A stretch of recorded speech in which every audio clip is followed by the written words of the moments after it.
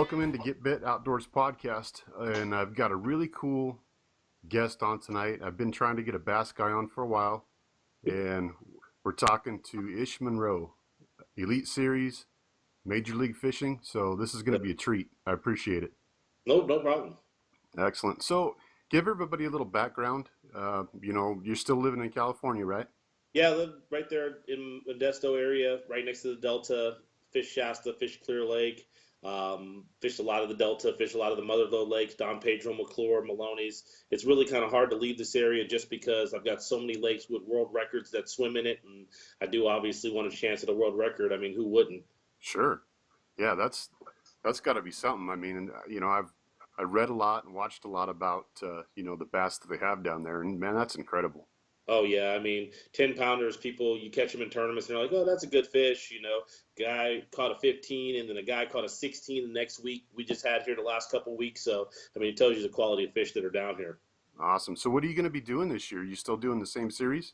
Yep, going to be doing the Bassmaster Elite Series and doing Major League Fishing, which is, always a great place to be. I mean, I love the excitement of it, and I mean, the new format just definitely gets people really going. So, fishing those, and I'm going to fish a lot more saltwater while I'm home. I mean, I love the rock cod and lake cod fish being out here on the West Coast, and maybe get mixed in a little salmon if they let us have a salmon season, and Yeah, no kind of doubt. just hopefully get some halibut. Well, That salmon deal is tough.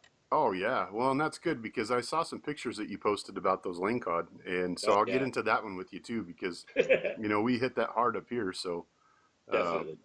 so as far as what we're going to be talking about tonight, I wanted to get you on, talk to you about cold water tactics for smallmouth, and I know you do a lot of flipping. Yep. We've got some areas like I was talking to you beforehand on Potholes Reservoir that's got a lot of grass, a lot of cabbage. We don't Yep. have a lot of matted stuff, but I know that there's people that are really doing the flipping side of that. So maybe kind of pick your brain on that. Well, the great part about the vegetation is it doesn't have to be matted for you to go out there and flip it. There you go. I'd say get yourself a 3/4 ounce minimum and a 1 ounce weight because you're going to trigger for a reaction bite. 65 pound maximum braided line, 8 foot Tatula flipping stick, and your favorite plastic. For me, when I'm flipping that kind of stuff with that big weight, I love a missile baits D bomb. It's kind of a bait that I helped create, and I've caught a lot of fish on, and I've won a couple events with it. So I just try to match the color, of the hatch. If it's early spring and the bluegill are got a lot of green and a watermelon to them, then I'm going to go with that versus them having a lot more orange in it. As we get to summer and then the fall, they start turning that blackish color right before the winter, and so then I turn to change colors. So I pay a lot of attention to what the bluegill look like, and then the same thing with the crawdads. And I just go flip that grass and just you start on the edge and you work your way in, and you got to cover a lot of it. So Just that's what you're. remember. Oh, sorry, I didn't mean to cut Oh, you go off. for it. No, go for it. So that's kind of what you're keying on is that bait fish. You're talking about gills Yep. and the crawdads. The one thing that we're getting a pretty good comeback as far as like the crappie and the bluegill. We had for a lot of years it was really short on those. I mean, the feed that they were really feeding on would either be perch or the crawdads, or even some of the planted trout that they put in. Well, But then definitely match those hatch. And then around the vegetation, it's hard to throw a big trout swim bait. But if you can get on the outside edge of it, you get around the rocks, or get around even the launch ramp where they're planting those trout. That's the best place to throw that big trout bait. And the big trout bait is going to be the fish of a lifetime because that's what them big ones. They want one big meal, and so they go out there and they plant them little 12 to 16-inch trout in there, and they're just like easy picking. So the sure, bass love it when they do it. excellent. So before we get too far into that, let's talk about your approach. Let's say when you hit new water. So you haven't been there, you've done your research on your maps. What's the first thing you key on when you get onto a new body of water? Well, for me is the biggest thing is I don't like the study maps. I like the visual aspect of everything when I'm out there, whether I'm reading on my Lowrance fish finders or I'm actually just driving around, searching the whole lake. And for me, the first thing that I want to do is I want to drive and cover as much water as possible, kind of like the Major League Fishing format. Get my ride around, look at structure, kind of base upon from there what the fish are doing. The one good part about me is I'm a shallow water fisherman, and there's always bass shallow 12 months out of the year. So I'm always going to key in on those fish because those are going to be the easiest fish to catch. They might not be the most populated or the biggest fish, depending on the time of year, but there's always fish shallow, and they're always going to be the easiest fish to catch. So that's kind of how I will start. Always looking for vegetation, always looking for the thickest, heaviest cover I possibly can find because bass love cover. Gotcha. Yeah, and that makes sense. I mean, it's so it's so interesting when you really start talking to a lot of people and the different approaches they have to new water. Like where you were saying that you're not really a big map guy. And I've talked to people, that's the first thing they hit, man. They're right to that map and want to see where the contours and what everything lies. But each approach obviously has its benefits. I mean, Well, one thing about it is the maps are okay, and they're relative to maps that are built 25 years ago. It's hard getting new updated maps. Lowrance Inside Genesis has helped out a little bit with that. But once again, you're already on the water when you're looking at your Lowrance unit that has that Genesis map. That's probably the most current map you're going to get. So sure. that's why I say, for me, the biggest thing is not really looking at the map, getting on the water, then looking at my map while I'm on the water from my GPS and just start driving and covering water. And as I'm doing that, I'm using my structure scan to scan the area and look at the depth contours, look at the areas, look at the type of structure that's there to find the fish.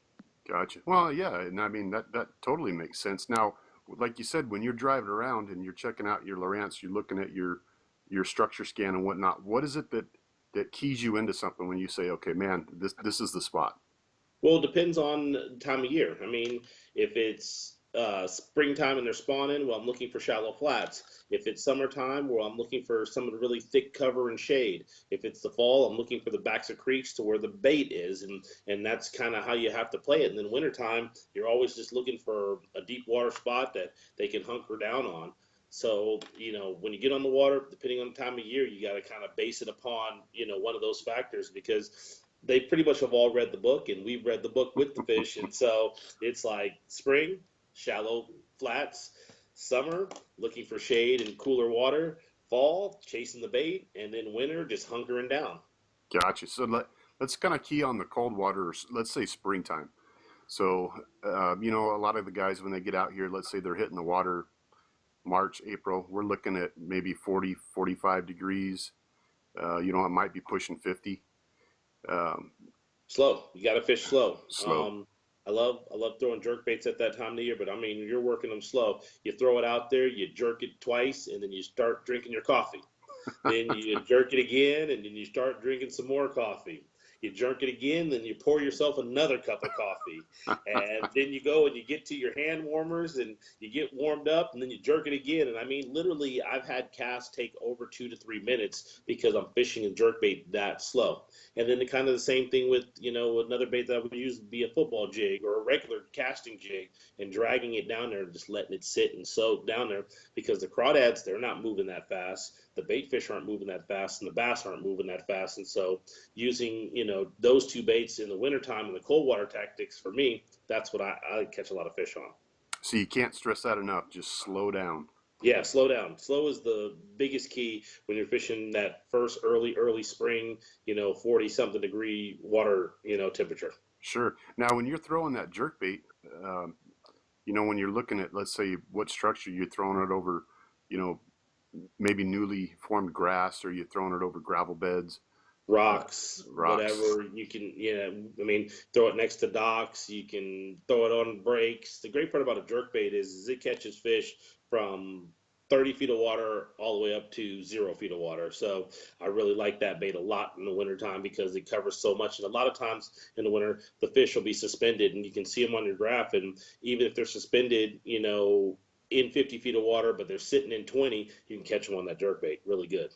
Gotcha. Now, when you're keying in on what bait to use, you're talking about jerk baits. So is it, you talked before about matching the hatch. So is that something where you're keying on, okay, if I'm fishing a lake that's primarily, let's say, perch based, you're matching that hatch, but are you using something, 4 to 5 inch? Are you Well, small? depending on how big the perch are. Right. That's once again matching the hatches, matching the bait exact size, and not just necessarily with perch with anything. I remember I won a tournament on Grapevine Lake in Texas, and I'd been catching them on a shaky head, and I've been catching some on a crankbait. And I catch a bass, and it spits up this green and blue crawdad that was like 2 inches long, real small one. So I grabbed out a finesse casting jig, matched the color exactly. My first cast, I catch one. Like 10 minutes later, I catch another one. And right before the end of the day, I catch the biggest fish that I caught for the tournament, because I matched the hatch. And when fishing got slow for everybody else, I was so dialed in because I saw what they were eating that the fish were just clobbering my jig.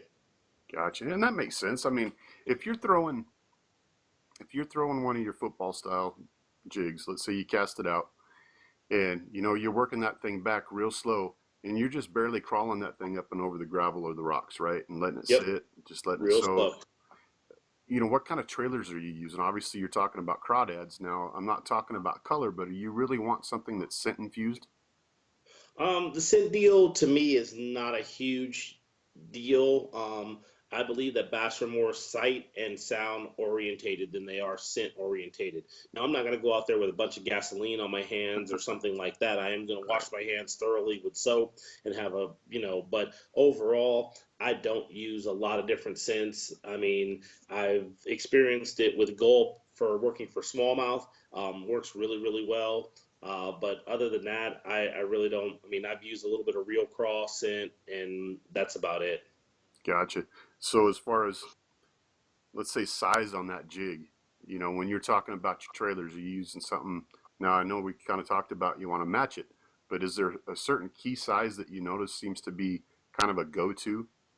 Well, depending on once again the time of year, when that early springtime, that cold water, you want something a little bit more compact because the crawdads are going to be a lot smaller.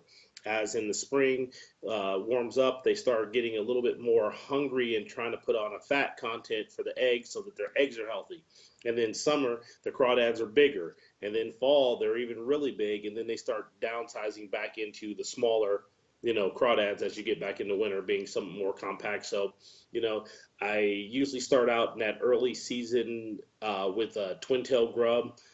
Missile Baits makes a grub called a twin turbo that's real compact, but it has a little bit of action to it. And then I start getting into the missile craw as it starts to get warmer, and then getting into the D bomb, which has a lot of action. And then from there, going to a Missile Baits destroyer, which is a really big profile bait with a lot of kicking action, a lot of legs as the crawdads get bigger and the fish are protected. Now, you notice that's pretty much across the board, whether it be for smallmouth or largemouth. Yes, exactly. Okay. No, the biggest thing for largemouth is size. Biggest thing for smallmouth, I believe, is color. Okay. Now, what do you see more predominant in the smallmouth as far as color goes? You know what I mean? You can't go wrong with green pumpkin. You could Yeah. throw green pumpkin, anything. You could throw green pumpkin yellow, and they still will eat it. As long as it's green pumpkin, to them it's real natural. Green pumpkin watermelon, green pumpkin red flake, green pumpkin purple. Anything that's pretty natural, it's gonna pretty much catch those smallmouth. So for me, it's if I'm fishing for smallmouth, it's green pumpkin something. Excellent. So here's a question for you. What do you notice the difference being, let's say, a western to even the central part of the United States to the eastern part of the states? What is the main difference between what you see in fishing patterns?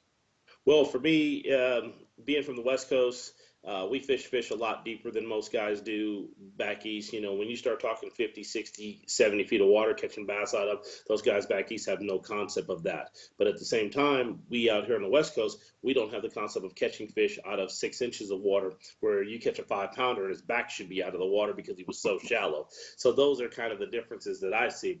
But growing up out west, I think it's made me a better angler, because we have Delta, we have Clear Lake, and then I can go to Shasta, I can go to Oroville, I can go to the Columbia River. So I get tidal water, I get non-tidal rivers, I get to fish it all. So that's kind of why I think West Coast guys are so good, and because they get to fish so many different types of bodies of water. Sure. Now you're talking about the Columbia. You said that you'd been up here.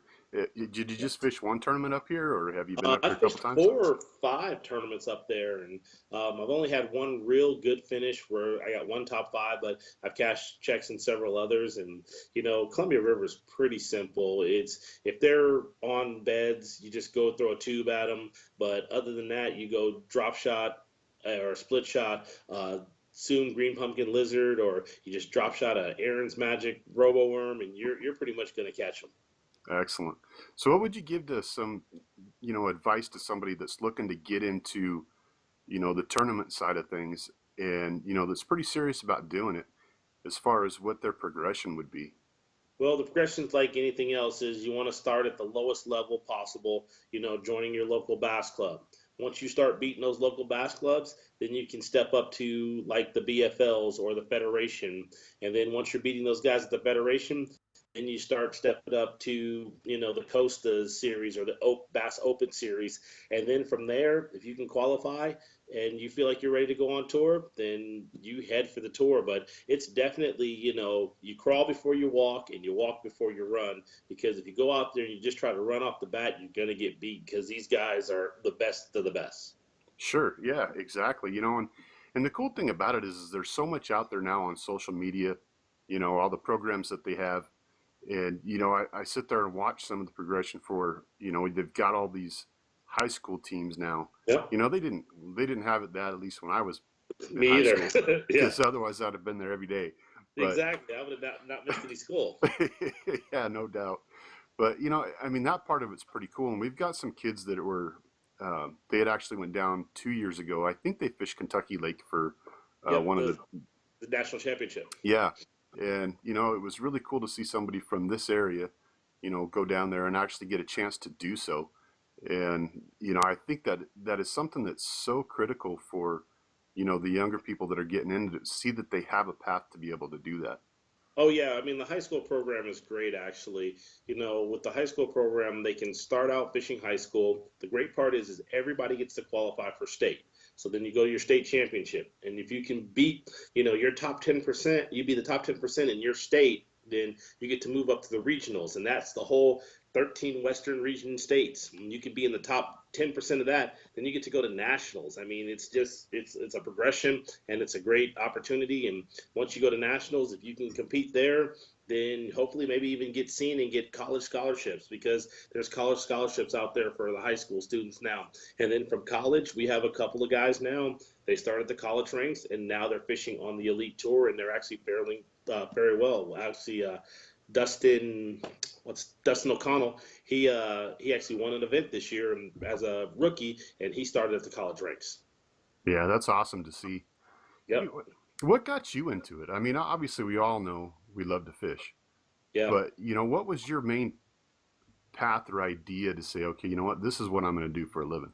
It really wasn't for me an idea or a path. It was kind of something that I fortunately kind of fell into, which was great. But I mean, I started fishing as a kid when I was 2 years old because of my dad, and that's why I tell a lot of parents get your kids out fishing because they won't want to do anything else.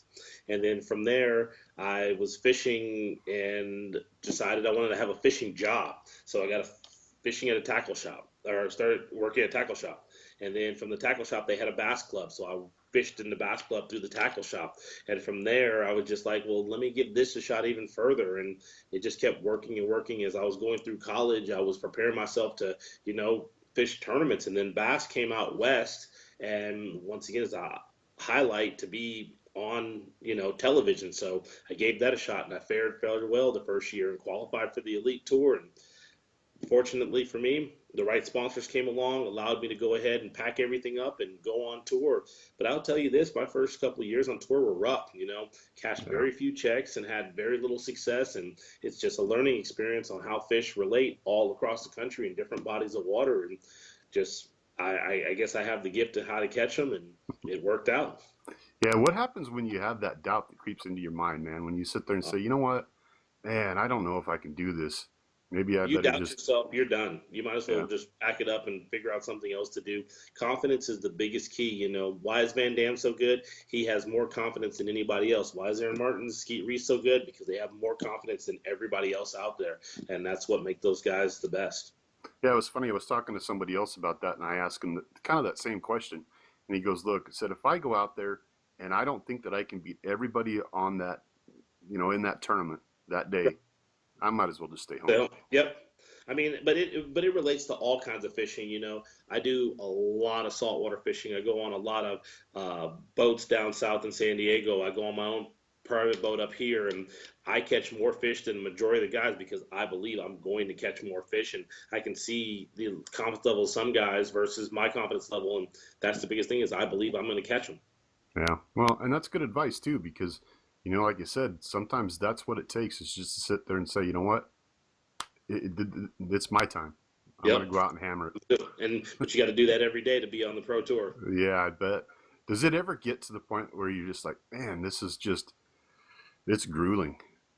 No, because I love going fishing. I wake up every morning and I don't have those doubts because I'm like, man, I'm going fishing. Like when I think that everything's going bad, I'm like, dude, you're going fishing. Like that's it. There's nothing else you're gonna do but go fishing. So it's just think about going fishing every day.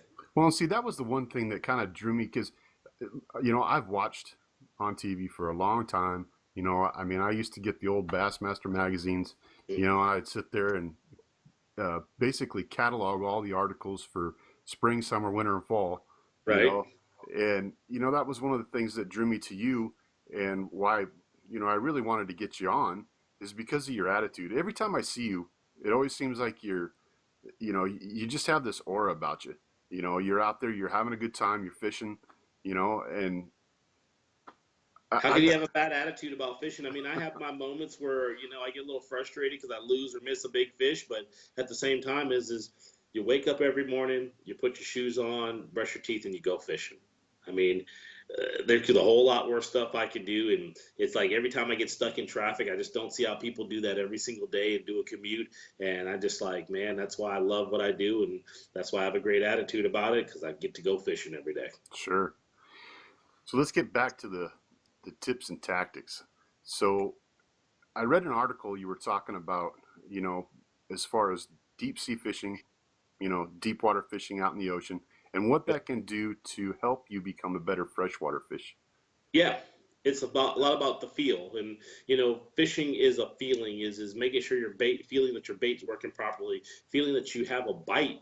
Because fish will swim up, pick your bait, and you'll never even know it if you don't have feel. And saltwater fishing allows you to do that because you're using such heavy line. You're fishing so deep of water. You're fishing with a lot of line out, and sometimes those fish just pick it up with the lightest bite. And if you don't know and you're not paying attention and you don't set the hook, you're going to miss those fish. And so it kind of falls into bass fishing and trout fishing and everything else. So just having a good feel when you're out there fishing is hugely important. Sure. Now, you were talking about your electronics too, because learning how to use those in deeper water, Hmm. not being up in 10 feet of water and figuring out what you're looking at a certain depth. What is it that you put into those, or how do you go about getting those set up so that you can really fine tune them? Well, the setup is the basic settings that are on most units, like the ranch units, they're really, really good. And so I say for starting out is putting it on the basic settings and then sitting in your boat at home and reading the owner's manual, reading everything about that unit, Ah, and it tells you come how on, to man, be. that's boring. It is boring, but that's how you learn how to be the best at Yeah, setting up your transducer, from your ping speed to your sensitivity to your gray line. I mean, there's so many different things, and for me is when I go out fishing in the saltwater and I'm fishing rock cod and ling cod. I mean, I'm fishing 260 feet of water down in Monterey, and it's like you got to be able to read that bottom and making sure you're fishing the hard bottom and not just fishing sand. If you're out there just trolling around, it's not a big deal. But when you got to have that right bottom to catch those bigger lingcod, you got to be able to read that bottom. And so that's what my electronics have done for me is allowed me to learn how to read bottoms. sure. Now that's one thing too is yeah, it's funny you say about reading the manual because my daddy got a new depth finder, and he gets it all set up and he goes out and he's this thing isn't quite reading right. I'm not sure what I'm doing. He actually calls me on the cell phone. He's like, "Hey, can you help me out with this?" And I go, "Well, did you read your book?" "Well, no." I Yeah, was like, exactly. I would tell you this is, I've been sponsored by Lowrance for a long time, and every year that they come out with a new unit, I sit in my garage and I turn the unit on and I scroll through everything from front to back of that manual to make sure I know how it works. And that one day, a couple hours that I spent doing that will take my fishing to the next level for that whole next year. sure. Well, and that's what I was telling other people when they ask me that. And I tell them, say, look, sit in the garage, put it on the demo mode. Now it's not going to be able to fine tune everything, but whatever buttons you push, you're not going to screw it up. You can always Right. set it back to factory settings, but as you read your book and you're going through and you're playing with it, that's how you learn what does what. And Well, pretty that, much that's it. yeah, I mean, it's funny you say that about sitting out in the garage. I mean, it seems like the really good fishermen I talk to, that's what they're doing. They're Yep. out in their garage either playing with the electronics, they're doing Working on something with, it. yeah, Yep. exactly. Tinkering. I tinker a lot. Yeah. And that's what I find myself doing. I'll be sitting out in the garage and I'm looking at a lure and I'm going, okay, what can I do to either improve it, tweak it a little bit, something. So Oh, I that's get where what you're I'm doing. coming from. Soon as I'm done here, that's where I'm heading, right to the garage. Yeah, that's good. So one of your baits that you have is the grass frog, right? So talk Yeah. about that one. Snag proof, or not snag proof anymore. I built a frog for them, but now I'm working with a company, River to Sea, and I built a frog for them, and it's basically a topwater hollow belly frog that's the best one on the market. I have a bling spinner bait, and I have a square bill crankbait with them as well, and a new jack flipping hook, and those are some of the baits I've designed. I've worked with Daiwa on creating the best flip and stick and frog rod out there on the market, the Tatula Elite series, along with, Seth Fighter and Brent Ayler and Cody Meyer and Randy Howell and Takahiro on building a whole line of rods to cover all your bass fishing bases. Nice. Now that's one thing too, you know, and I might be off basis on this, but as far as the frog fishing goes, was that something that has always been predominant on the West, or is that something that Well, was? it started back east. Gentleman named Alfred Williams and a lot of other guys, they've been fishing. I mean, the hollow belly frog's been around for 70, 80 years. And, those guys out there were fishing it a long time ago. And then a couple of guys out here, Bobby Barrick and a few others, they took it to the next level of fishing it in open water and fishing it on some of the lakes we have here. And it's just been, one of the key things for helped me win one of my first tournaments. And so from there on, it's just kind of taking what I know and taking it back east, and it's just been working there too. Sure. Well, and that makes sense. I mean, you, I haven't done a lot of frog fishing. I've done a little bit, and I've always thought, my biggest thing is I'm basically a walleye fisherman, and but I also go out and if you get that itch to go out and catch smallmouth because Oh yeah, for oh yeah. me it's one of those fish that you just cannot beat that fight. Even No, for a small one, they're just scrappy. yep. And I go across areas and it's funny because we'll be out fishing a tournament for walleye, and I'll look at something and I think, man, that's got to hold some big bass. Yeah, yeah. Got to be So, thinking about the walleye. Got to think about the walleye. oh no, we do. And so if I said, Ish, you only got one tactic. I'm going to give you one rod. I'm going to give you one way to catch fish. What's it going to be? Spinnerbait. I Spinnerbait? mean, day in and day out, the spinnerbait will catch fish in 0 feet. It'll catch them in 100 feet. You can catch suspended fish. You can catch fish on the bottom. You can catch fish in between on it. Catch fish on top with it. Spinnerbait's probably the most versatile bait. Put it on a 7 foot two Brent Ayler bladed jig rod and throw it on 15-pound test maximum fluorocarbon 6-3-1 Daiwa Tatula reel and just a half-ounce white spinnerbait with nickel blades. It has a nickel Colorado and a nickel Willie blade on it, and the half ounce, and that's it. Just go for it. Just go for it. That's the one bait that I have tied up everywhere I go, and all across the country. Every lake, every tournament I go to, I have that tied up, and I can't tell you how many times when I needed one more fish, that bait has bailed me out. Really? Well, that's good information, man. Yeah. So, like I told you before, I was kind of, going through some of your Twitter and whatnot, and I didn't realize that you were, as big on the saltwater. Oh, And I grew up saltwater fishing. I mean, I was born in Ann Arbor, Michigan, and fished for the walleye and the perch and stuff. But my parents moved out here when I was 2, and so for me, being on the West Coast, saltwater deal, I worked at a tackle shop pretty well known as High's Tackle Box in San Francisco, and Jonah Lee gave me my first job, and he just from there, I just loved saltwater fishing and stuff. And I couldn't tell you. I mean, I've caught thousands of stripers and thousands of halibut and thousands of salmon and I think hundreds of thousands of rockfish and lingcod, and I got really big in the tuna this year and last year, just going down to San Diego and chasing the bluefin and the yellowfin. I've got two deep freezers full of fresh tuna sitting in it right now. Nice. That's great. Well, those lings that you had up on that picture, man, those were nice. Oh yeah, we lots of 20 pounders down here. We got a place called Point Sur or Big Sur, and we call it Jurassic Park because man, there's just some creatures down there that I've had some that I mean I couldn't even stop. Really? Yep. Yeah. You ever caught a greenling? Yeah, tons of greenlings. Tons. Yeah. I mean, they're great eating. Well, they are, but it was funny because the first time I'd ever caught one, we went out on bottom fishing trip, Yeah, and I hook into this fish, and I'm like, okay, this isn't just a rockfish. I mean, it had some weight to it. right.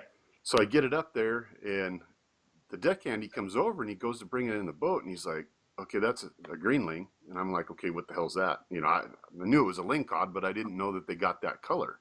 Yeah. So he throws it on the bottom of the boat, and he wouldn't even unhook it. I Really? was like, what? So I grabbed a hold of it, unhook it, toss it in. So we get back, and they're filleting it out. Yep. And, I'm looking at it, I'm like, damn, that is some green meat. And then when you cook it up, it turns white as can be. Yeah. And Oh, it so was so good, too. yeah, It took a while, though, because I'm looking at it, I'm like, man, I yeah. don't know. You're eating the green meat. It's like, is that Shrek or what? Yeah, no doubt. Man, it was good, though. Yeah, Um, definitely. are you guys jigging for those?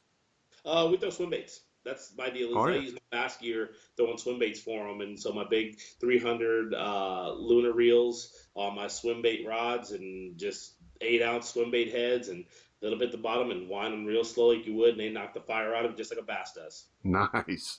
That's something cool, man. I'd have to Yeah. check that out. So, as far as your tuna fishing goes, is that something you guys are really hitting into? Is it basically just like a wintertime? So maybe in your off It's season? a it's a late summer fall deal for me and into the winter a little bit, only because beginning your spring and summer I am time and I gotta stay focused because I mean I catch myself watching tuna videos on YouTube way too much and I just know I need to be focused bass fishing. So, but it's just a yeah late summer fall kind of early winter deal.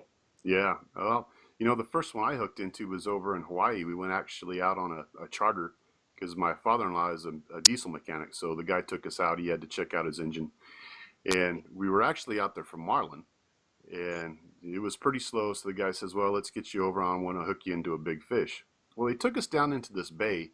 And we'd already driven down there once. And my wife had told me, she says, that bay's full of tiger sharks. I was like, oh, okay. So we're sitting there and they're just jigging right behind the boat, you know. Yeah, Pretty soon lays into one. And that's what at first I thought it was a big little tiger. tiger shark. Oh no, they got that thing up and it must have been, gosh, what do you say that thing was probably 130, 140 Yep. pound? Yeah, Man, that was a haul and a half. That was a that is. blast. Oh yeah, tuna fishing's awesome. Yeah. So I wanted to kind of talk to you real quick about the MLF Okay. because I love the format that they have for that. Right. And, over the years, it seems like it's just gotten better and better. Yep. Do you see, where they, like a lot of the other tournaments may end up going to something like that? They've Or, already we had Bass Fest this year for Bassmasters, and we had a catch and release format, and it's all about conservation. And we have a deal with MLF that you can fish MLF style events, and a lot of clubs have gone to that same concept, and so it works out really good. So yes, I do see it happening in the future. the whole setup for that, and I was thinking about it because I had actually talked to some walleye guys about the same thing, and it seems like everybody really likes that format. But at the same time, there's got to be quite a bit of cost involved to get that set up because everybody's got to have some sort of connectivity, because you're having those live updates and everything. I just wonder, is there some way that you could get into something like that on a local level? Well, you could do it just a paper format if you want it, but you just wouldn't have what each guy was catching and know what guys were catching.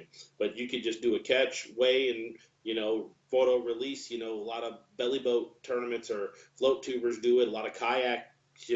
Hobie has a great program that they do with Hmm. that, and it's just catch, measure and release, and bring it in on a piece of paper and take a photo of it. Yeah. Yeah, and it seems like it's such a, you know, a really good concept as far as the Right. conservation side of it goes. Yep. You know, the thing about it too is, and I know with bass, it is about the catch and release, and Yep. they do have some walleye tournaments where it's basically they're going to get rid of what you have. You got to Hard bring them for in. me to throw back walleye. Hard for me Yeah. to throw back walleye. I Well, catch them bass fishing, and man, if it ain't during a tournament, if it's during practice, most likely they make it back to the house. yeah, I hear you. So, is there anything that you don't like to fish for? No, Uh, no, it, no. it I want to doesn't catch matter. everything. I mean, What's there's not one fish that I went out and targeted that I don't enjoy catching. what's the strangest thing you've caught?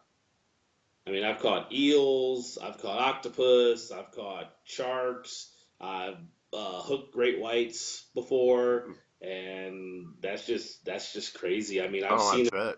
where they swim underneath the boat, and yeah, you're on a 90-foot boat, but when you have a 25-foot great white swim underneath your boat, it gets a little eerie. Yeah. You see some of those videos where they've got a 20-foot boat and an 18-foot great white, Oh and it's yeah, swimming next to him. You're thinking, man, he's sizing that thing up to see if it's a meal. exactly. I mean, I was in a 16-foot skiff and caught an 18-foot hammerhead one time, and that was pretty much when it was bigger than the boat. I'm like, let's cut this thing loose and let her go on her way. Get out of here. So, All right. So when's your first event coming up? February, first week of February, we'll be at Lake Martin in Alabama and actually getting geared up. And that's why I said I'll be tinkering tonight and stuff. And I've got a couple shows I got to work. And then from there, I'll be flying back to fish that event. Gotcha. Now, when you fly back to something like that, so there obviously you're not taking your boat with you, or is it Yeah. already there? Yeah, my boat's already there. A lot of guys now. We have a lot of drivers out there now. Like my guy, he flies in, he picks up my boat and truck. He'll take it back to Alabama. Then he's the same guy flying out to pick up Skeet's boat and truck, and then he's gonna drive it out there, and then we just fly out. It's just really hard to take 3 days of your life driving back to Alabama when you've got so much work to do because there's still stuff to be done at home while you're. And so if you can save that travel time and pay somebody, it's worth it. Sure, it sounds like it. I mean, that's as far as the drive time goes. I mean, like you said, that's 3 days, so you're talking about 6 days total, just Well, drive 3 days. time. Well, 3 days there and 3 days back. Yeah, But once you get back there, it's you leave your rig back there and you fly back and forth, and then so you only really lose a day of travel. gotcha. So, how much time do you put in as far as practice goes? Let's say Uh, you're flying back there, 3 official days. That's it. 3 official days. Yep. Wow. And you got to put something together in that amount of time. That's why I Yep. say, man, I give you guys credit for putting together a game plan in such a Appreciate it. short period of time. I mean, the tournaments we fish, heck, we've got practice all the way up until the day before the tournament. So you Yep. could spend 2 weeks there to put together a pattern. Yeah. But yeah. So, Ish, let everybody know where they can find you. Well, Facebook, Twitter. you can find me on Facebook, professional angler Ish Monroe. Twitter is at fish4ish, the number four, and Instagram is Ish Monroe professional angler. Those are pretty much the only places I go to, and I'm on Twitter probably more than anything else, just because it's easy to snap and post a photo. But you can find me in all those places. I'll be at the ISE show down here in Sacramento on the 18th through the 21st. Bass Pro Shops in February 17th and 18th at the Manteca store. And just you can follow me at www.ishmonroe.com. Awesome. Well, I appreciate you taking some time out with us. No And, problem. good luck to you on the circuit this year. All And we'll, right. we'll look forward to following it. Cool. Appreciate you guys. All right. Thank you. Thanks.